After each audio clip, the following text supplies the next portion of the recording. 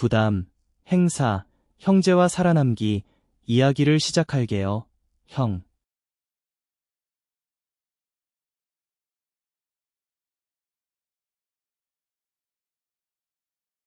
예전 사람들은 형제는 손발 같다고 했죠. 서로를 배신하지 말라고. 하지만 그 말이 항상 맞는 건 아니에요. 여러분. 같은 피를 나누고 같은 집에서 자란 사람들 중에도 서로를 형제라고 부르지만 그런데 사소한 다툼 하나, 질투 하나로 가족을 배신할 수 있어요. 그들이 서로를 해치는 방식은 정말 무섭고 끔찍해요. 그 끔찍함이 어떤 건지 알기 위해 오늘 이야기를 들어보세요. 그리고 잊지 말고 키식스 청중 여러분, 엘리위 언의 진짜 이야기 채널에 오신 걸 환영합니다. 이야기를 시작하기 전에 작은 게임을 하나 해볼까요? 그리고 채널 구독도 부탁드려요. 시간이 되시면 공유도 해주세요. 그럼 시작해볼까요? 오늘 이야기할 내용은 두 분 청중의 사연이에요.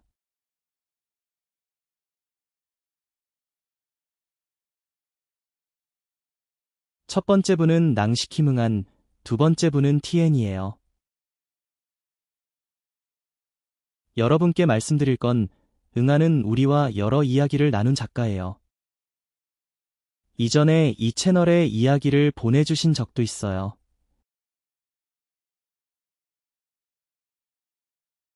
그녀는 낭응안이라는 작가입니다. 그 당시 응안의 할아버지는 꽤 부유한 집안이었어요. 부유한 대가족은 아니었지만 하지만 할아버지는 열심히 일하셨어요. 그리고 재산을 남기셨죠. 할아버지는 5 아들을 두셨고 응아는 셋째 아들이에요. 셋째 위에는 둘째와 첫째가 있고 아래에는 2명의 이모가 있어요. 그 두 이모는 모두 멀리 일하러 갔어요. 한 분은 남편과 함께 해외로 이민 갔고 다른 한 분은 먼 곳으로 시집 갔어요. 가끔씩만 돌아오죠. 그 당시 할아버지는 나이가 많으셨어요. 손에 남은 건 3개의 안정된 사업이었죠. 하나는 소규모 상점, 하나는 미니마트 같은 가게, 그리고 하나는 큰 도로 옆에 있는 커피숍. 3곳 모두 평판이 좋았어요. 그리고 할아버지가 병세가 심해지기 전에 세 아들을 불러서 직접 말씀하셨어요. 이제부터 잘 지내라. 서로의 사업을 도와주고 나중에 다툼이 없도록 서로의 관계를 잃지 말라고. 그 당시 응안의 부모님은 커피숍을 보았어요. 그리고 조금 더 멀리 생각했죠.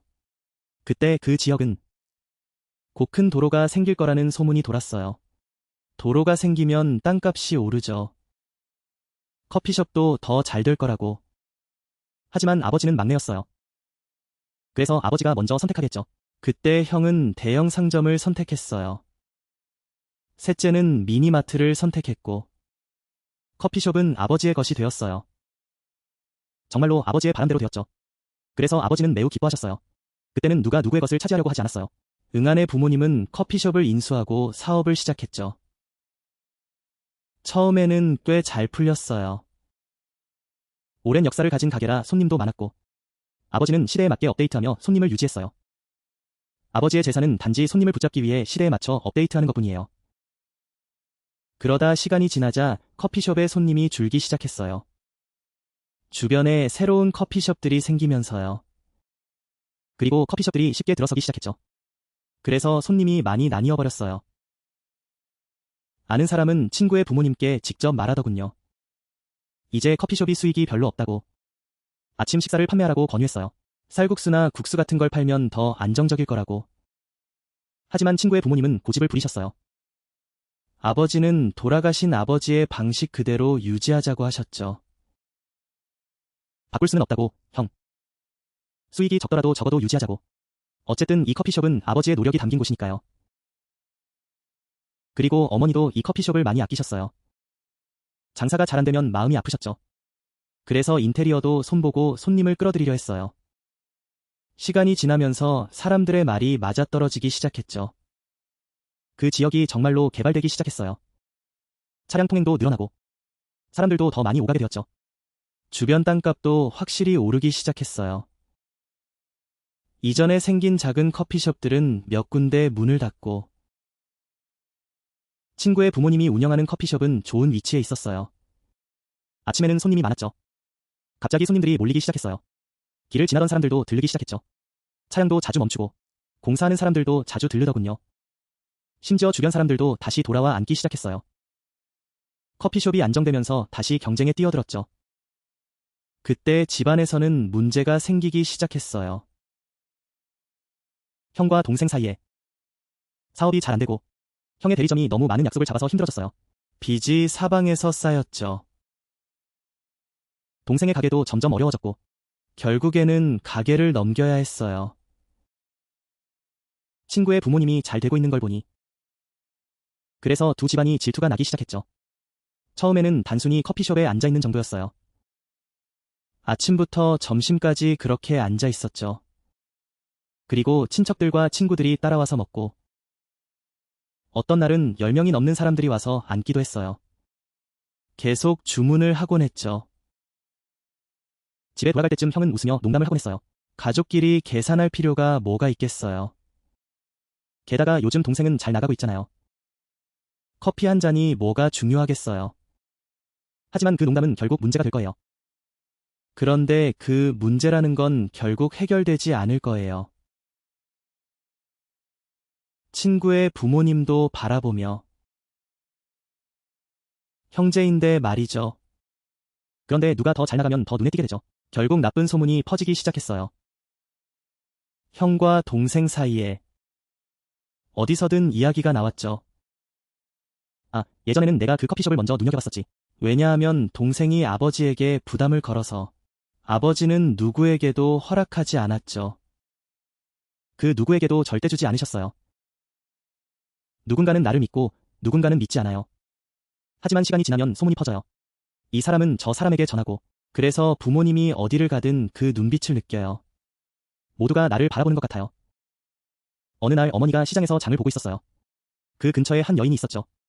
그 여인이 말했어요. 너무 나쁘게 말하지 말고 맛있는 걸 챙겨.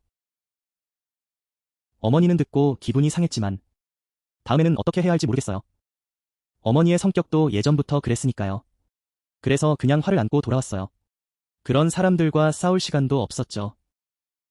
그리고 이 일은 더 심각해졌어요. 어떤 일이 있었어요. 커피숍에 사람들이 들어와서 문제를 일으켰어요. 누군가는 커피를 시키고 마시다 말고 바꾸자고 했어요. 또 어떤 사람은 잠깐 앉아있다가 왜 이렇게 더럽냐고 했어요. 왜 이렇게 냄새가 나냐고. 어느 날 손님이 많을 때 한 남자가 소란을 피웠어요. 커피숍에서 물건을 팔고 그렇게 난리를 쳤어요. 아버지는 이런 일 뒤에 누군가가 있다고 알고 있었어요. 하지만 누군가가 더럽다고 말할 수는 없었죠. 그래서 그냥 지켜보았어요. 어머니는 그걸 보며 마음이 아팠어요. 어느 날 그녀는 눈물을 흘리며 사람들이 자신의 삶을 망치려고 한다고 느꼈어요. 어느 날 한 친척이 와서 솔직하게 말했어요. 그가 말했어요. 그만해. 내 가게를 나에게 넘겨줘. 내가 돈을 줄게. 짧게 끝내. 하지만 그 친척이 제시한 금액을 듣고는 압박을 느꼈어요. 부모님이 쌓아온 노력과는 비교도 안 되니까요. 그때의 여러분의 희생과도 비교할 수 없어요. 그래서 아버지는 부드럽게 말했어요. 이건 아버지가 예전에 나눈 것이야. 형제들이 먼저 선택한 것이지 내가 한 것이 아니야. 이 말을 듣고 친척이 화가 나서 일어났어요. 그리고 그날 이후 이런 험담은 더 심해졌어요. 부모님에 대해 탐욕스럽다고, 그리고 집안 사람끼리 서로를 이해하지 못한다고. 나는 세상 모든 것에 대해 이야기했어요. 하지만 부모님은 그냥 참고 있었죠. 그들은 원래 착하니까요. 충돌을 싫어하죠. 어머니는 마음속에 화를 품고 있었어요. 하지만 결국 6개월 후 어머니가 병이 나기 시작했어요. 처음에는 단순한 병인 줄 알았어요.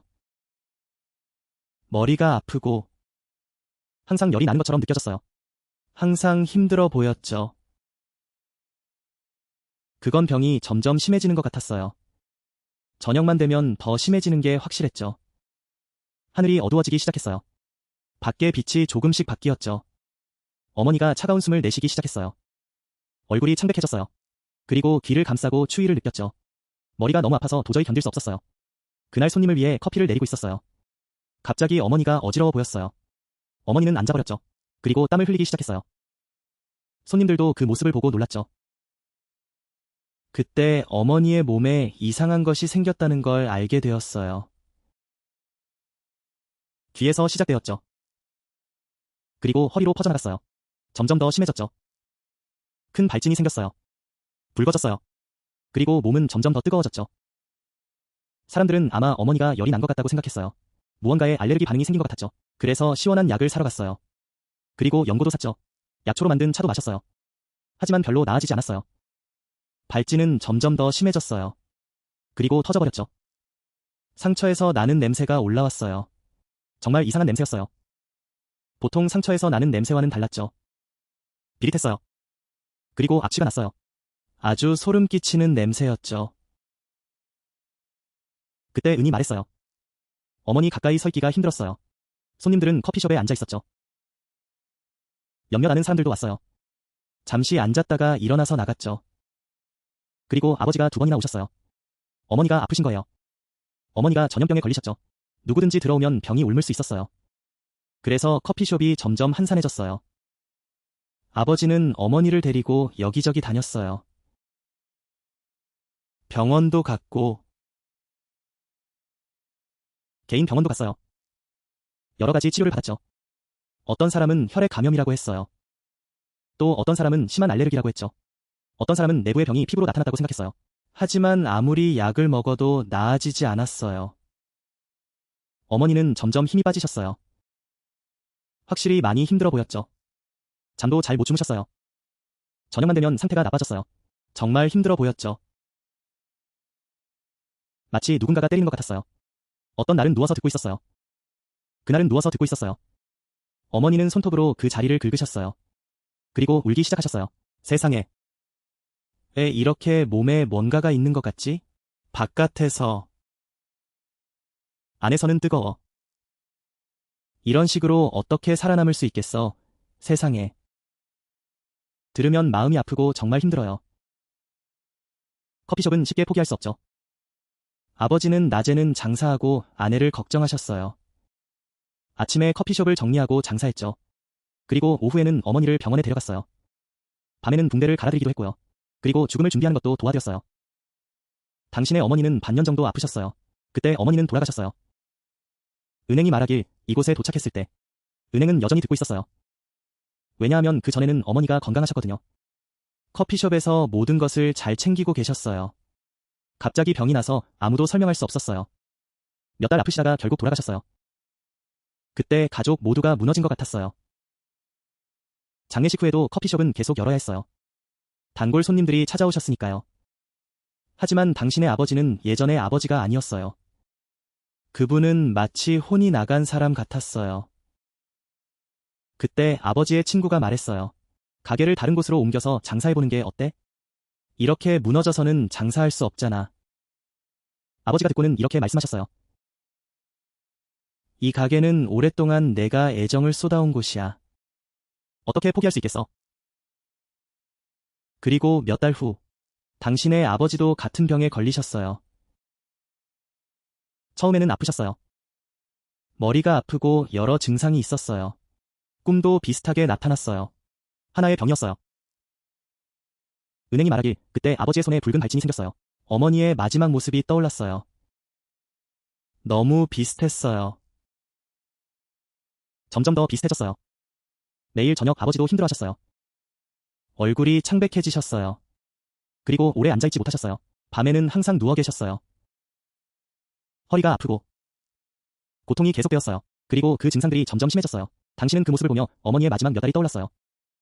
은행은 정말 무서웠어요. 그때 집에는 아버지와 저밖에 없었어요.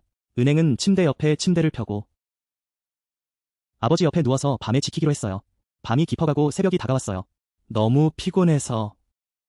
조금 졸았지만 아직 잠들지는 않았어요. 너무 피곤해. 조금 졸리긴 한데 아직 잠은 못 자. 갑자기 그런 일이 생겼어.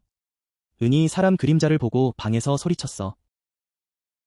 은이 눈을 뜨자 아버지 침대 위에 그림자가 앉아 있었어. 그런데 얼굴은 보이지 않았어. 희미하게 푸른 빛이 나더라고. 마치 뼈가 감싸고 있는 것 같았어. 은은 일어나고 싶었어. 하지만 그때 몸이 굳어 있었어. 아무것도 움직일 수가 없었어. 그림자가 손을 내밀었어. 아버지를 도와주라고. 계속 그렇게 도와주고 있었어. 그리고 나서 그림자가 일어났어. 은 쪽으로 다가왔어. 은은 그때 눈이 흐릿했어. 더 자세히 보려고 했지만 점점 더 흐릿해졌어. 하지만 목소리는 아주 또렷했어. 은의 어머니 목소리였어. 어머니가 말했어. 아버지를 잘 돌봐야 해. 아버지는 괜찮아. 며칠 후에 누군가 아버지에게 음식을 주면 그 음식은 주지 말고. 알겠지. 어머니의 말을 기억해. 은은 그 말을 듣고 바로 일어났어. 몸이 떨리고 소름이 돋았어. 그때 은은 얼굴을 감싸고 울었어. 그 말이 분명히 어머니의 말이라는 걸 알았거든. 정말 이상했어. 그날 이후 아버지는 평소보다 훨씬 더 편안하게 주무셨어. 더 이상 괴로워하지 않으셨어. 다음 날 아침. 아버지가 일어나서 밥을 잘 드셨대. 전날 죽도 제대로 못 드셨는데 오늘 아침에는 아버지가 잘 드셨대. 그리고 상태도 많이 좋아졌어. 더 이상 물이 흐르지 않았어. 며칠 후에는 더 오래 일어날 수 있었어. 앞마당에서 운동도 할 수 있었어. 그때 아버지와 은은 정말 기뻤어. 아버지가 이제 괜찮다고 하셨어. 조금 더 회복되면 다시 가게를 열자고. 손님들이 다 떠나버렸으니까. 이틀 후에 누군가가 아버지를 찾아왔어. 아버지가 자꾸 아프셨거든. 두 사람이 과일 바구니와 우유를 가져왔어. 병세를 물어보더니 말하는 모든 게 다 정겹더라고. 그리고 그들은 은에게 아버지에게 우유를 주라고 재촉했어. 이건 정말 좋다고.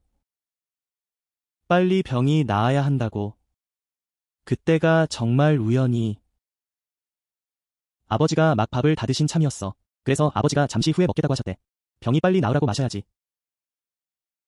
그때 마침 아버지가 막 밥을 다 드신 참이었어. 그래서 아버지가 조금 있다가 가자고 하신 거지. 그래서 은은 과일 바구니랑 우유 몇 통을 집에 두었어요. 하루 종일 정신없이 지내다가 그걸 완전히 잊어버렸죠. 저녁이 되어도 전혀 기억이 나지 않았어요. 그런데 은이 이상한 점을 발견했어요. 과일 바구니가 거기 그대로 있었거든요. 눈에 확 띄는 위치에 있었어요. 그런데 그날은 마치 누가 눈을 가린 것처럼 보이지 않았어요. 다음 날 아침 집을 정리하다가 은은 바구니가 정말 꽉 차 있는 걸 발견했어요.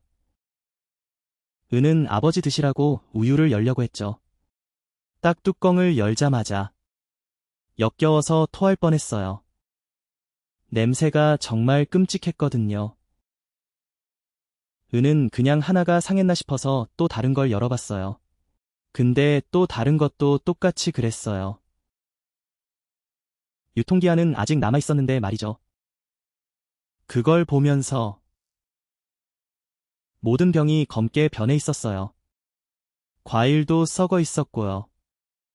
그 부분에서 은은 갑자기 소름이 돋았어요. 그리고 얼마 전에 어머니가 꿈에서 하신 말씀을 떠올렸죠. 은은 모든 걸 한 곳에 모아 어머니의 제단에 올려놓고 향을 피웠어요. 그 이후로 아버지와 은은 더 이상 누가 가져온 음식에 손대지 않았어요. 그리고 그때부터 아버지의 병도 더 이상 심해지지 않았어요. 여전히 약하긴 했지만 어머니처럼 심각하진 않았죠. 그리고 시간이 지나 아버지와 은이 날짜를 보러 갔어요. 상황을 개선하기 위해. 사업이 점점 나아지고 있었거든요.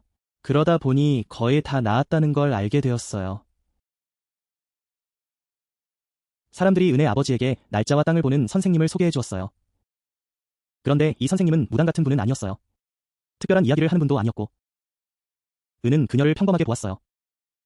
아주 나이가 많으신 분이었고 부드럽게 이야기하셨어요. 그녀가 가게를 돌아다니며 앉아서 한참 후에 말씀하셨어요.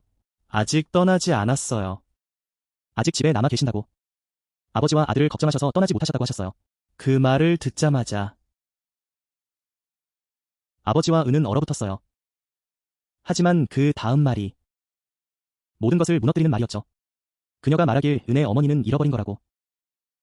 단순한 병이 아니라 누군가가 저주를 했다고.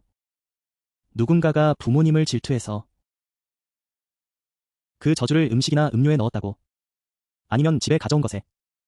이런 저주는 쉽게 드러나지 않아요. 서서히 사람을 아프게 하죠. 그리고 고통을 주고 결국에는 심각한 상황이 되죠. 가장 아픈 건 그거야. 그리고 물이 하나 생겼지. 사람이 점점 줄어들었지. 그리고 결국에는 혼자 남게 됐어. 은행의 어머니는 심각하게 아프셨어. 그래서 결국은 돌아가셨지. 은행의 아버지도 비슷한 상황이었어. 하지만 여기에는 은행 어머니의 원한이 있었어. 그런데 그게 덜해졌지. 그래서 아직 끝까지 가지는 않았어. 그 후에 은행이 할머니에게 꿈 이야기를 했어. 우유 사건 말이야. 과일 사건도 있었지. 할머니는 듣고 나서 고개를 끄덕이며 말씀하셨어. 맞아. 누군가가 음식과 음료에 뭔가를 넣었어. 그런데 은행의 어머니가 눈을 감아주셨지. 그래서 그녀는 기억도 못하고 보지도 못했어. 만약 그날 아버지가 우유를 마셨거나 과일을 먹었다면 그게 몸에 들어갔으면 구하기 힘들었을 거야. 이야기를 듣고 은행이 그때 뭐라고 했는지 그냥 소름이 돋고 아프기만 했어. 바나나 껍질이 다 떨어졌을 때 거의 모든 사람이 누가 그랬는지 알고 있었어. 하지만 집안에서는 누군가를 지목할 용기가 없었지. 증거가 없으니까. 그리고 이런 악행을 말해도 누가 믿겠어. 그냥 아픈 건 어머니가 그렇게 되셨다는 거야. 그리고 그 해를 끼친 사람은 가족일 수도 있었어. 그 후에 선생님이 은행 아버지에게 의식을 하라고 했어. 먼저 선생님은 우리가 생각하는 모든 오래된 물건을 모으라고 했지. 특히 외부에서 가져온 것들, 아버지가 아프실 때 가져온 것들. 그리고 선생님은 파란 그릇 하나를 가져왔어. 그릇에 소금을 넣고 쌀과 큰 잎을 넣었지. 선생님은 방에서 나와 커피숍까지 갔어. 손에는 타고 있는 풀을 들고 있었지. 입으로는 기도를 하고 가는 곳마다 큰 입으로 물을 뿌렸어. 아버지의 침대 주변, 그리고 어머니의 오래된 물건을 두었던 곳. 선생님은 정말 조심스럽게 했어. 그리고 나서 그릇과 의심되는 물건들을 가져가라고 했지. 그리고 종이를 태웠어. 쟤를 물에 흘려보내라고. 집에서는 밤마다 큰 입으로 3일 동안 기도를 해야 했어. 어머니의 제단은 매일 아침물을 갈아야 했고 과일도 직접 사야 했어. 아무에게도 받지 말고. 그리고 절에 가서 선생님에게 기도를 부탁했지. 어머니가 빨리 편안해지시길. 남편과 자식을 걱정하지 말고 계속 머물지 않게. 선생님도 커피숍에서 비슷하게 하셨어. 모두 끝내는데 2일이 걸렸어. 모든 것을 다 끝내고 선생님도 바로 건강을 되찾으셨어. 건강해졌지. 그리고 커피숍도 다시 잘 돌아갔어. 그때부터 아버지와 아들은 평화로웠어. 더 이상 이상한 일은 없었지. 그리고 어머니를 다시는 보지 못했어. 북부 2와 북부 3에서는 점점 사업이 힘들어졌어요. 재산은 하나씩 팔고 있었죠.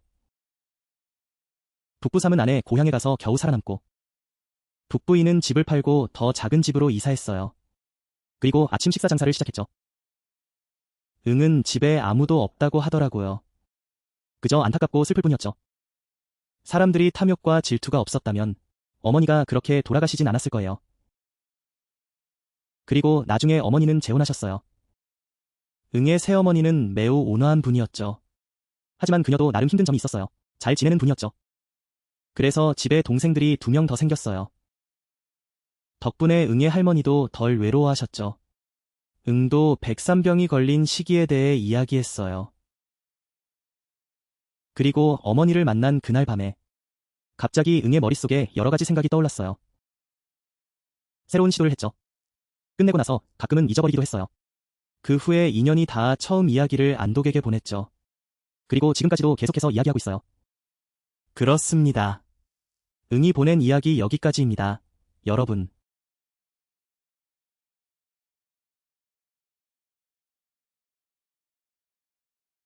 이제 2번째 이야기로 넘어가죠. 이것도 슬픈 이야기입니다. 하지만 이 슬픔은 사랑의 슬픔이에요. 이런 종류의 슬픔은 영화에서만 있는 것 같죠. 하지만 당사자가 이야기하면 얼마나 괴로운지 알게 돼요. 시작하겠습니다. 이야기는 방텐이 보낸 것입니다. 현재 다낭에서 살고 일하고 있어요. 하지만 그가 이야기한 건 형의 이야기입니다. 형이 도시에서 일할 때 일어난 사건이에요. 형을 TN이라고 부르겠습니다. 그 당시 TN은 도시의 한 회사에서 일했어요. 안정적인 직장의 수입도 괜찮았죠. 형은 외모도 좋고 성격도 괜찮았어요. 그래서 가족 모두 안심하고 있었죠. 형은 같은 회사에서 일하는 여자친구가 있었어요. 그녀를 응이라고 부르겠습니다. 방은 그녀가 매우 아름답다고 했어요. 더 중요한 건 그녀가 매우 잘 배려하는 사람이었죠. TN이 집에 돌아오면 응은 모든 일을 잘 챙겼어요. 식사도 조용히 하고 행동도 조심스러웠죠. 그래서 방의 부모님이 매우 좋아했어요. 두 집안도 서로 잘 지냈죠. 방도 결혼식 준비로 조율을 했어요. 결혼 날짜만 정하면 되는 상황이었죠. 그런데 갑자기 일이 생겼어요. 형이 다른 여자를 집으로 데려왔어요. 그리고 이 여자가 자신이 결혼할 사람이라고 말했죠. 그때 가족 모두 충격에 빠졌어요. 방의 부모님이 응은 어디냐고 물었어요. 왜 갑자기 이런 일이 생겼냐고요. 형은 이렇게 대답했어요. 그 여자와 무슨 사랑이냐? 그냥 버렸어. 버렸어. 그런데 형의 태도가 정말 달라졌어. 평범한 사람처럼 마음이 변한 게 아니야. 매우 차갑고 무척 냉정해. 그런 모습이 정말 불쾌해. 어머니가 화를 내셨지. 너는 그냥 태어났다고 생각하지 마. 다른 집에 가서 눈치를 살피고 있었어. 날짜와 시간을 정했는데 갑자기 중단해버렸어. 그럼 사람들에게 뭐라고 설명할 건데? 다른 집의 딸에게 인연을 잃게 만들었어. 너 미쳤어. 어머니의 말씀을 듣고 나서 형이 계속 이야기했어. 결혼을 허락하지 않으면 이 사람을 죽여버리겠다고. 그 말을 듣고 가족 모두 깜짝 놀랐지. 형이 데려온 그 여자에 대해 선생님이 외모에 대해 논의하지 말자고 했어. 하지만 성격은 정말 문제가 많았어. 너무 시끄럽고 어른들 앞에서 예의가 전혀 없었어. 음식 먹는 것도 정말 무례했어. 가족 이야기를 하고 있는데 끼어들기만 했어. 게다가 형과 계속 시끄럽게 떠들었지. 마치 조용한 곳에서 시끄럽게 굴듯이. 손은 계속 떨고 가까이 앉아있기만 했어. 모두가 불편해했지. 이틀 후 애넝의 가족이 전화를 걸어왔어. 애넝이 이유 없이 버림받았거든. 그래서 정말 큰 소동이 일어났어. 그때 텐의 부모님이 진짜로 말했어. 어디로 얼굴을 돌려야 할지 모르겠다고. 사람들 앞에서 망신을 당했지. 자식이 무슨 이상한 일을 당했는지 이해하지 못했어. 왜냐하면 형은 그런 사람이 아니었거든. 형은 애넌과 오랫동안 사귀었어. 결혼에 대해 진지하게 생각하고 있었지. 갑자기 완전히 다른 사람처럼 변해버렸어. 부모님이 형과 이야기를 나누었지. 형은 그 여자와 함께 있었고 어른들이 조심스럽게 말했어. 자, 너는 잠깐 나가 있어. 그 여자는 듣지 않으려 했어. 그 자리에 앉아 계속 떠들었지. 계속 시끄럽게 굴고 나가려 하지 않았어. 그게 전부가 아니야. 그 여자는 형의 부모님을 불편하게 쳐다봤어. 그 말을 듣고 집안 분위기가 이상해졌지. 사랑이 있다면 사랑이지. 그런데 사람들 집에 가서 예의도 없이 행동하면 정말 이해하기 어려워. 그러던 어느 날 부모님이 갑자기 도시로 올라왔어. 형과 이야기를 나누기 위해서. 그때 형은 정말 시끄러웠어. 내가 집에 돌아오자마자 그 여자도 차를 타고 따라왔어. 그때 형의 어머니는 속으로 아들이 힘든 일을 겪고 있다고 생각했지. 사랑이 이렇게 이상할 수는 없잖아. 친구들끼리. 더 이상 일을 끌고 가고 싶지 않았어. 더 이상 일을 끌고 가고 싶지 않아. 그래서 그렇게 되면 결혼식이 망치게 돼. 그리고 사랑도 산산조각 나버리지. 그리고 TN 형도 더 이상 사람이 아니야. 그래서 아버지와 어머니가 그 방법을 생각해낸 거지. 그날 그곳에 가게 됐어. 아버지가 중병에 걸려서 입원하셨다고 했어. TN 형은 아버지가 아프다고 들었지. 그래서 그가 따라갔어. 하지만 집으로 돌아오진 않았어. 바로 그 아버지 집으로 갔지. 내가 말하는데 아버지 집에 도착하자마자 모든 게 드러났어. 티엔 형은 그때 자신의 형을 보았어. 마치 갇힌 짐승 같았어. 그의 눈은 날카로웠어. 입에서는 뭐라고 중얼거리고 있었지. 때로는 그가 소리쳤어. 때로는 그를 풀어달라고 외쳤지. 그리고 가끔은 그가 나와서 너무 그리워한다고 했어. 더 이상 참을 수 없다고. 때로는 문을 두드리기도 했고. 그는 계속해서 중얼거렸어. 그리고 나서 울기 시작했지. 그 울음은 이성적인 사람의 울음 같지 않았어. 그건 정말 짧은 시간 안에 일어난 일이었어. 그런데 형은 정말 말라 있었지. 얼굴에는 생기가 없었어. 완전히 무기력했지. 어머니가 그를 바라보고 한참 후에 말했어. 이 아이가 슬픔에 빠진 것 같아. 어쩔 수 없지. 그래서 집에서는 그를 붙잡아야 했어. 그리고 그 밤 내내 그는 마치 미친 사람처럼 소리쳤어. 계속해서 그 여자 이름을 불렀지. 그리고 가족에 대한 이야기. 그리고 죽음에 대한 이야기. 그리고 만나게 해달라고 했어. 어머니는 그가 불안해 보인다고 느꼈어. 그래서 어머니에게 전화를 걸었지. 어머니는 예전에 트라빈에 살았어. 그래서 이런 슬픈 일들이 계속 생겼지. 어머니는 정말 잘 알고 있었어. 전화를 마친 후 어머니는 트라빈으로 내려가야 한다고 말했어. 어머니의 외가에 있는 친척을 만나야 한다고. 그래서 그때 집에서는 밤새 차를 대여했어. 아침까지 기다리면 안 좋은 일이 생길까봐. 선생님 집에 도착했을 때 티엔 형을 보자마자 선생님이 말했어. 정말 심각한 슬픔에 빠져 있다고. 그건 단순한 슬픔이 아니라 슬픔이 몸을 감싸고 있었어. 그 슬픔은 먹고 자는 것까지 영향을 미쳤지. 선생님은 이렇게 오래 방치하면 안 된다고 했어. 사람이 힘이 빠지고 정신이 피곤해지면서 결국 몸이 망가질 거라고. 왜 그런지 모르겠다고. 선생님은 집에서 한 공간을 비워두라고 했어. 그리고 이불을 깔라고. 그리고 그 위에 향을 놓는 거야. 옆에는 쌀과 소금이 있어. 물에 쌀을 담가 놓고 생계란 하나. 빨간 등불. 슬픈 기운이 가득한 그런 느낌.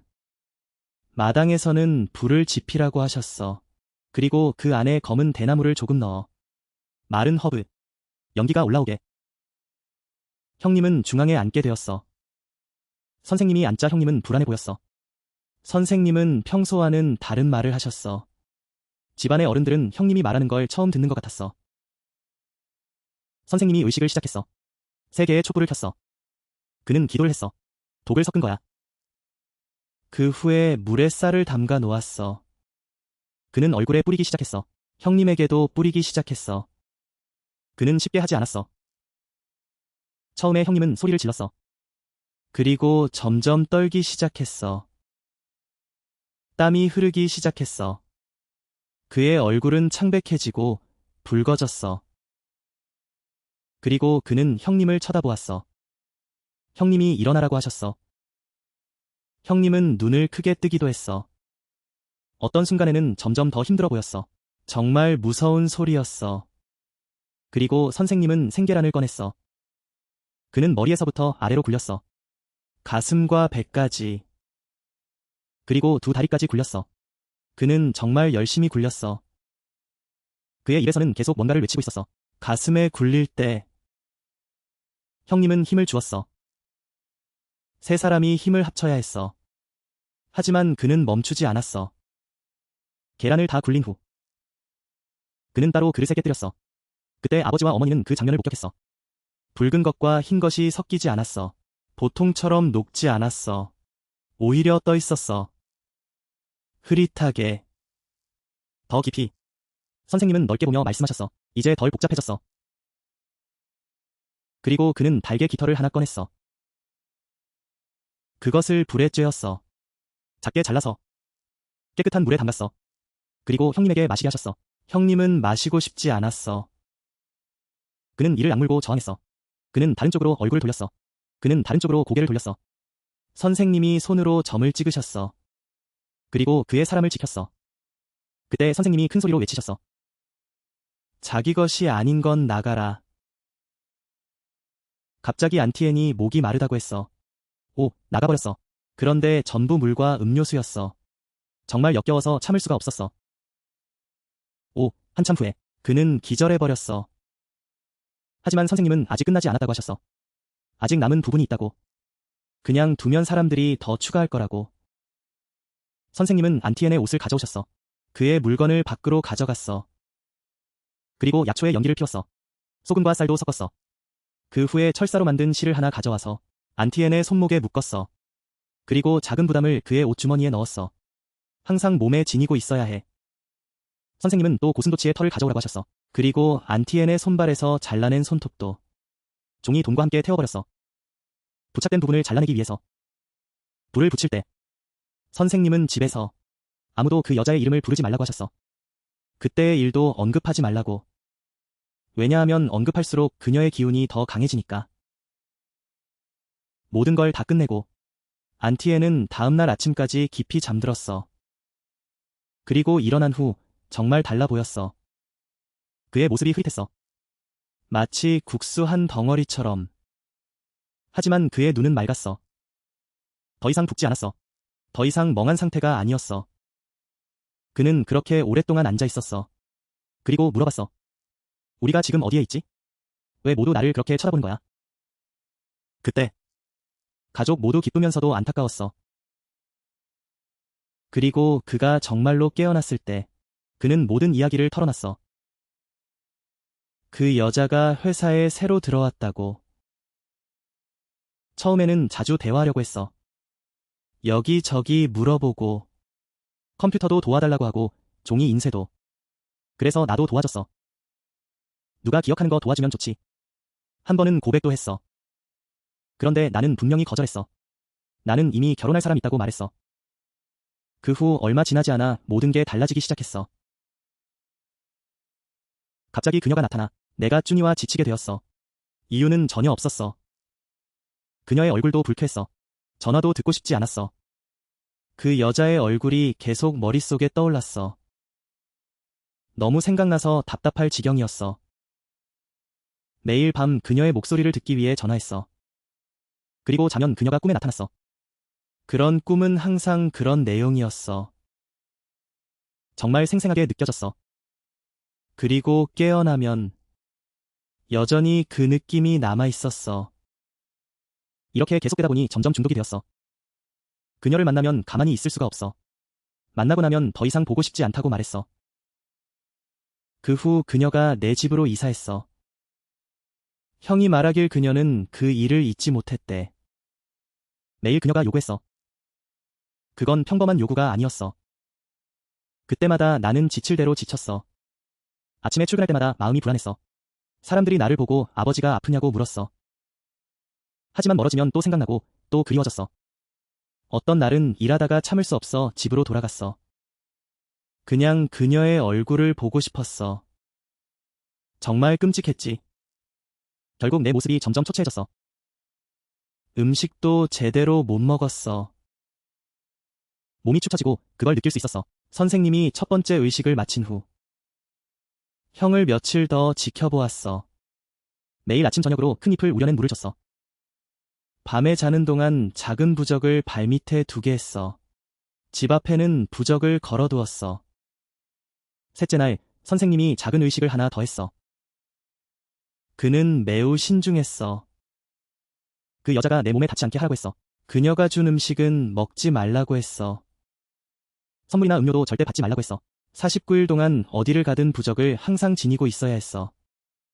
밤에 혼자 자는 건 금지였어. 항상 누군가와 함께 있어야 했어. 매달 초하루와 보름에는 조상님께 기도를 드렸어. 그들은 나를 지켜달라고 했어. 모든 것이 끝난 후 형은 집에서 며칠 더 기도를 하고 나서야 돌아갔어. 하지만 돌아가서는 예전 직장에 가지 않았어. 형은 그만두겠다고 했어. 그때 일이 잘 풀리고 있었고 월급도 좋았어. 하지만 가족은 형이 예전 직장으로 돌아가는 걸 원하지 않았어. 형은 모든 걸 털어놓았어. 어떻게 그 여자가 그렇게 행동했는지. 그녀는 항상 이상한 물건을 책상 위에 놓았어. 향수를 뿌리거나 이상한 냄새를 풍겼어. 또한 지나치게 친밀하게 행동했어. 형이 이렇게 된 이후로 저기 저 여자 말이야. 형님이 일을 그만두고 나서 회사에서 이야기가 퍼지기 시작했어. 누군가는 그녀가 항상 이상한 물건을 책상에 두었다고 했어. 아니면 이상한 향수를 뿌리기도 했고, 그리고 남자 직원에게 지나치게 친근하게 다가가기도 했어. 형님이 이렇게 된 이후로 모두가 손님을 싫어했죠. 그곳에서 그는 점점 고립되었어요. 아무도 가까이 가고 싶어 하지 않았죠. 결국 그는 스스로 일을 그만두기로 했어요. 하지만 그는 정말 고집이 세더라고요. 몇 번이나 집에 돌아가려 했어요. 그는 항상 형님을 찾으려고 했죠. 하지만 가족들은 이미 상황을 알고 있었어요. 정말로 상황이 심각했죠. 아무도 그를 도와주지 않았어요. 그리고 시간이 지나고 나서 형님도 조금씩 건강해졌어요. 음식도 잘 먹고 잠도 잘 자고 머리도 맑아졌죠. 그 여자가 생각을 정리한 후 상사가 형님을 다시 일하라고 불렀어요. 그래서 형님도 회사로 돌아갔죠. 하지만 누나와의 일은 더 이상 회복할 수 없었어요. 누나는 너무 큰 상처를 입었어요. 그래서 결국 일을 그만두고 고향으로 돌아갔죠. 나중에 들으니 누나도 결혼했다고 하더라고요. 평화롭게 살고 있다고. 형님은 지금까지도 아직 새로운 사랑이 없어요. 형님은 사랑할 마음이 없다고 하더군요. 아마 예전 일이 아직도 두려운 것 같아요. 그렇죠. 이야기는 여기서 끝이네요. 두 이야기를 들으신 후 여러분은 어떻게 생각하시나요? 끔찍하죠? 정말 끔찍해요. 한 사람은 슬픔에 빠졌고 형제의 손에 재산을 차지하려고 했죠. 또 다른 사람은 욕망에 사로잡혀 슬픔을 잊으려 했어요. 다른 사람과 잘 지내기 위해서. 정말로. 이야기는 어떻게 설명해야 할지 모르겠어요. 어쨌든 이쯤에서 마무리하죠. 이야기를 들어주셔서 감사합니다. 존경하는 청중 여러분. 신뢰해주신 은과 선생님께 감사드리며 이 두 이야기를 공유해주셔서 감사합니다. 여러분의 이야기나 가족의 이야기가 있다면 혹은 이런 일이 있었다면 채널로 보내주세요. 채널에서 여러분과 함께 나누겠습니다. 안녕히 계세요. 다음에 또 만나요. 안녕하세요. 다음에 또 만나요.